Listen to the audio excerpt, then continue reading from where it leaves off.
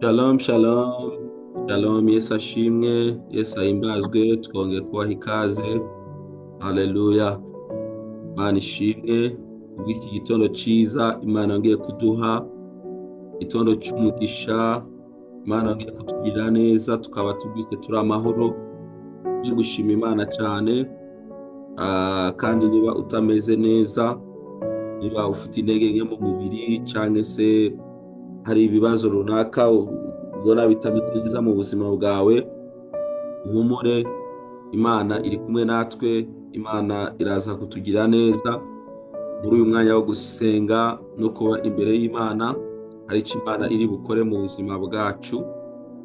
Bahaye ikaze mwese abo turi kumwe kuri Zoom n'abadukurikiye kuri YouTube channel Ndika Gospel TV, Imana ibaha umugisha mwinshi cyane. Niba ari irya mbere ubanye natwe, ndagusaba kugira ngo uze kwibuka ukana subscribe kugira ngo ukomeze kudukurikira. Buri gitondo turaterana kuva ku wa mbere kugeza ku wa gatanu saa 12 za mu gitondo.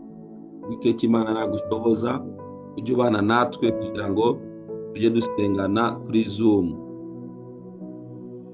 Imana rero ibaha umugisha mwinshi cyane, twongeye gushima Imana ko itugiriye neza. Imana iduhaye umwanya wo gusenga no kuba imbere yayo, ni umugisha ukomeye cyane. Nagira ngo dutangire dusenge dushime Imana kubw'iki gitondo. Aza gusaba Mama Viola turi kumwe kuri Zoom adusengere, ashime Imana kubw'iki gitondo, asengere uyu munsi, asengere n'abandi bose badukurikiye, kugira ngo Imana ikomeze kwakira ishimwe ryacu muri kino gitondo, kandi Imana ikomeze kutugira neza. Turaza gusangira ijambo ry'Imana mu minota mike. Yesu abaho umugisha mwinshi cyane. Karibu Mama Viola, turakwakiriye, Yesu aguhe umugisha. Shalom, shalom, duseka dusenge mu izina rya Yesu. Mana yacu, Imana igira neza, Imana ishoboye, Imana ihambaye, Imana yuzuye ubuntu bwinshi n'ikigongo cyinshi. Reka tugushimire, reka tugukenguruke iki gitondo cyiza, reka tugushimire ko waturinze ijoro ryose, reka tugushimire ko ubuntu bwawe n'imbabazi zawe n'amabere zawe byabaye kuri twebwe. Mana yacu, Imana igira neza, Imana ifise ubutwari, Imana ihambaye, Imana ivuga bigakoreka. Imana yavuze ngo amazi aje mu nzuzi no mu biyaga bikaba uko. Imana yavuze ati isi yereko ibimera bikaba uko. Ufise ubutwari kandi ufise ubuhamya, uri Imana ihambaye, uri Imana yo kwizigirwa, uri Imana igira neza, uri Imana itugirira neza, uri Imana iturinda ikatuzigama ikatuzitirira. Watweretse igitondo cyiza, waduhaye kandi uyu munsi, none turagushimiye, turagukengurukiye ko watugiriye neza kugira ngo tube kuri kino gicaniro, kandi turagushimiye n'abandi bari kuri YouTube, turagushimiye n'abandi batabonetse kubw'imvo zitandukanye, mu izina rya Yesu Kristo w'Inazareti, muvyeyi wacu, Mana ihambaye, Imana yuzuye ubutwari, Imana waturinze ukatuzigama, ukaturinda abadayimoni, ukaturinda kuvyuka turwaye, ukatugirira neza. Mu izina rya Yesu turagushimiye, turagukengurukiye kuri iki gitondo cy'umugisha. Turagushimiye ubutwari bwawe, kandi turagushimiye kuri Imana yo kwizigirwa. Turagushimiye kuri uno munsi, turagushimiye ku bihambaye bidukorera, turagushimiye ku burinzi bwawe, turagushimiye ku mahoro uduha. Mu izina rya Yesu, Databuja w'amahoro, muvyeyi wacu, Mana yacu, ugira neza. Turasabye imbabazi, utugirire imbabazi aho twagize kwizera guke, aho twagize ivyiyumviro vyinshi bitagira imbabazi. Mu izina rya Yesu Kristo w'i Nazareti, turakwinginze n'imbabazi zawe zibe kuri twebwe. Uwo ari we wese Mwami atagenze nk'uko ugomba, umubabarire, utugirire neza, utweze udutunganye, udukundire Mwami, twemegwe imbere y'inyonga zawe n'abamarayika, Mana ya Aburahamu na Isaka na Yakobo. Udukundire muhemu wawe kuri twebwe uyu munsi, utugirire neza. Iki gitondo ijambo ryawe Mwami uza kuronka, uze kuba ijambo ry'umugisha. Databuja w'amahoro, uze kuridutahuza. Turasengeye Data, uza kuturongora kibirengeye kizima, uze kumuha amajambo akwiranye n'imitima yacu Mwami, natwe yudateragiremwo, uduhe kuyatahura Mwami uzokoze. Data utugirire neza, uyu munsi wose data ugire neza, iyi ndwi yose data twibuke, data imitwaro yacu urayizi kurusha uko tuyizi, turakwingize mwami utugirire neza, kuko wamutugirire neza ko buca bukira, ngo n'ibyo tudasabye wanadukwiye urabiduha, mu izina rya Yesu ukatugirira imbabazi, waduhaye umwana wawe w'ikinege, ntabwo twari twarasabye, ariko wabonye bikwiye bibereye data, kugira ngo tubohoke dukire wa mukuhanizi. Urungika umwana wawe w'ikinege Yesu Kristo, aratanga amaraso yiwe, arababara mu gishingo cacu, byose byararangiye, ubu nta bitwagira mwami. None data turakwinginze, ushishikare uduha ukwizera, ushishikare kutugirira neza, ushishikare kuduha amahoro, ushishikare kutwishyura imitwaro yacu, ushishikare kutwibuka, ushishikare kutugendagendera twese, mu izina rya Yesu Kristo w'i Nazareti dusenze, amen. Amen, amen, amen, amen. Urakoze cyane, Imana iguhe umugisha, Imana iguhe umugisha mwinshi cyane. Twongeye gushima Imana ko Imana itugiriye neza, Imana iduhaye amahirwe yo kuba hano kuri kino gicaniro, dusengera ubuzima bwacu, dusengera imiryango, dusengera itorero, dusengera n'ibihugu byacu, dukomeje kwatura amahoro mu karere kacu k'ibiyaga bigari muri East Africa, dukomeje kwatura uburinzi bw'Imana ku miryango yacu, dukomeje kwinginga Imana ngo ikomeze kutugirira ubuntu n'imbabazi, kugira ngo ibihugu byacu bikomeze kuba mu mahoro mu izina rya Yesu. Umwuka wa Satani uteza intambara, umena amaraso, dukomeje usenya hejuru y'ibihugu byacu mu izina rya Yesu. Imana ibaho umugisha. Nagira ngo dusangire ijambo ry'Imana riri mu gitabo cy'Abacamanza igice cya 6, turaza guhera ku murongo wa 11 tugeze ku murongo wa 14. Haleluya. Iri jambo rigukomeze, ryongere rigutere imbaraga zo kongera guhaguruka no kuba imbere y'Imana no gukoresha ubutware Imana yasize muri wewe. Hari igihe ibibazo bitubana byinshi, tugacika intege, tukananirwa no gusenga, ibibazo bikaturemera ku buryo twibagirwa n'imbaraga z'Imana Imana yasize muri twebwe. Nagira nkwibutse muri kino gitondo ko ibyo bibazo ubona imbere yawe, Imana yaguhaye imbaraga zo guhangana nabyo no kubinesha muri Kristo Yesu. Ntabwo ukwiriye gucika intege, ntabwo ukwiriye kunanizwa n'ibyo ubona imbere yawe, ahubwo ukwiriye guhaguruka mu mbaraga z'Imana. Haleluya. Ukagwana, kandi ugwana ufite intsinzi, kuko Kristo yaranesheje. Yesu yaravuze ngo muhumure, natsinze isi, muhumure naranesheje. Rero intambara n'ibibazo tubona imbere yacu ntabwo bikwiye kutwibagiza imbaraga z'Imana ziri muri twebwe. Dukwiriye ahubwo guhaguruka, tugakomera, tugashikama, tugatsinda ibyo byose tuba tubona imbere yacu. Rero Abacamanza igice cya 6 ku murongo wa 11, Bibiliya iravuga ngo nuko marayika w'Uwiteka araza yicara munsi y'igiti cy'umwela cyari muri Ofura kwa Yowasi w'Umwabiyezeri, umuhungu wa Gideyoni. Yasekuraga ingano mu muvure bengeragamo vino ngo azihishe Abamidiyani. 12, biravuga ngo marayika w'Uwiteka aramubonekera, aramubwira ngo Uwiteka ari kumwe nawe, wa munyambaraga we ugira n'ubutware. Imana ishimwe cyane. Uwiteka ngo ari kumwe nawe. Abamidiyani bari barazengereje Abisirayeli cyane, uburyo Abisirayeli bahoraga bihishije. Ntabwo bari bacifitiye icyizere cyo guhangana n'Abamidiyani, kubera ko Abamidiyani igihe cyose bazaga bakabatera, bakabanyaga ibyo bijeje, bakabanyaga ibyo barimye, ibyo bahinze, bakabitwara. Ariko Imana iyo yarebaga Abisirayeli yabonagamo nka Gideyoni, ikamubona nk'umunyembaraga, nubwo yabaga yihishije ari ahantu ho kwinyegeza Abamidiyani, Imana nayo yamurebaga nk'umunyembaraga. Nagira ngo ubwire ngo nubwo ibibazo byaba ari byinshi ku buzima bwawe, nubwo intambara zaba ari nyinshi ku buzima bwawe, ntabwo bisobanuye ko udafite imbaraga. Oya, ahubwo ujye uhora wibuka ko igihe cyose ibibazo byabaye byinshi ari cyo gihe ukwiriye guhaguruka, kuko Imana iba iri kumwe nawe. Nicyo marayika yabwiye Gideyoni, yaramubwiye ngo Uwiteka ari kumwe nawe kandi uri umunyembaraga.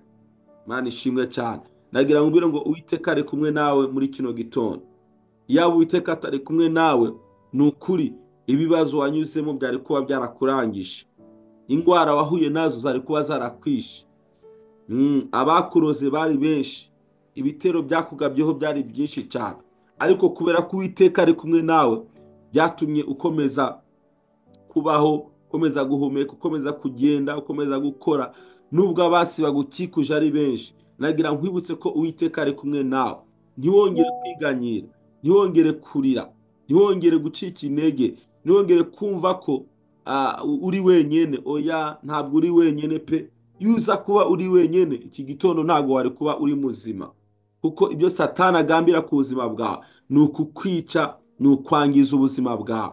Ntabwo Satani yifuza kukubona uriho uhumeka, ariko kubera ko Imana iri kumwe nawe, Imana iri mu ruhande rwawe, kandi kubera ko Imana igifite umugambi mugari ku buzima bwawe, niyo mpamvu ukiriho muri kino gitondo. Imana ishimwe cyane.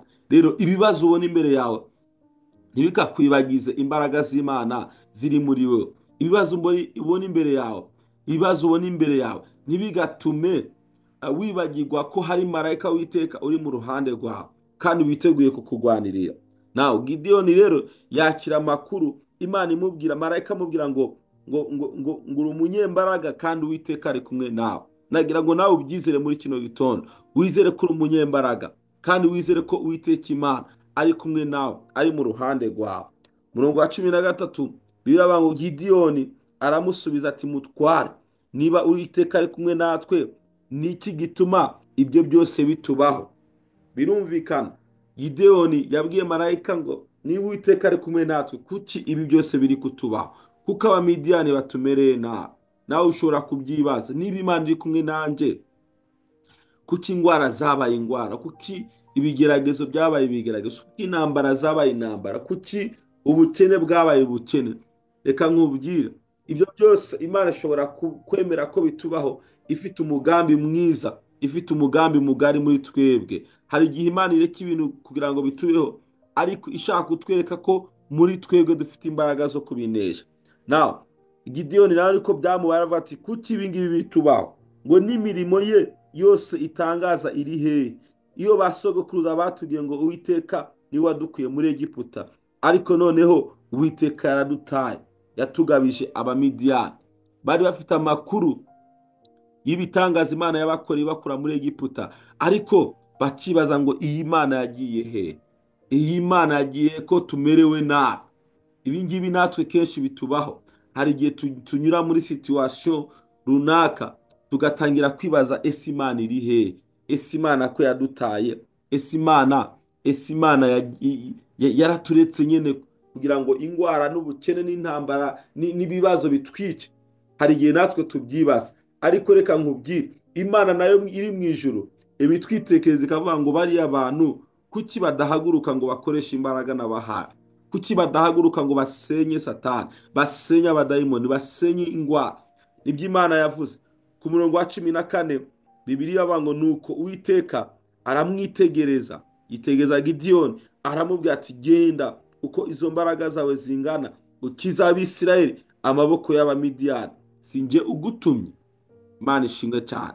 Imana yitegerezaga Gideyoni ikamubona nk'umunyembaraga, ariko Gideyoni we yumvaga nta mbaraga afite, adashobora guhangana n'Abamidiyani, adashobora guhangana n'ibibazo abona imbere ye. Ariko Imana yamwitegereza ikamubwira ngo wewe, muri wewe ufitemo imbaraga zo guhangana n'Abamidiyani, kandi ufitemo n'imbaraga zo kubohora Abisirayeli bose muri rusange. Imana ishimwe cyane. Nagira nkwibutse muri kino gitondo, mwene datungurikiye, Imana yikwitegereza wewe ntabwo ikubona nk'umunyantege nke.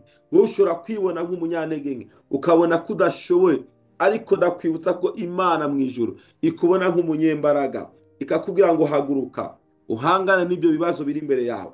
Ntabwo ari ibyawe gusa, ahubwo urenge kuba ibyawe, ugere no mu bibazo byo mu muryango wawe, uhangane nabyo, mu gihugu uhangane nabyo, ahantu hose ubona ibintu bitameze neza.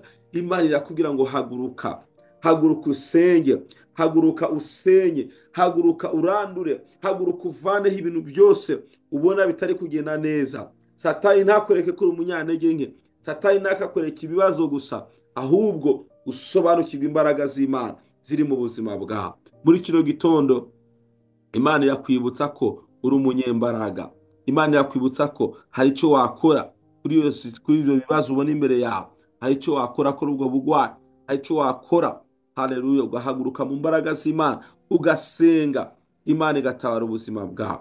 Ugasenga udacitse intege, ugasenga utarambiwe, Imana ikabohora umuryango wawe. Yesu ashimwe cyane.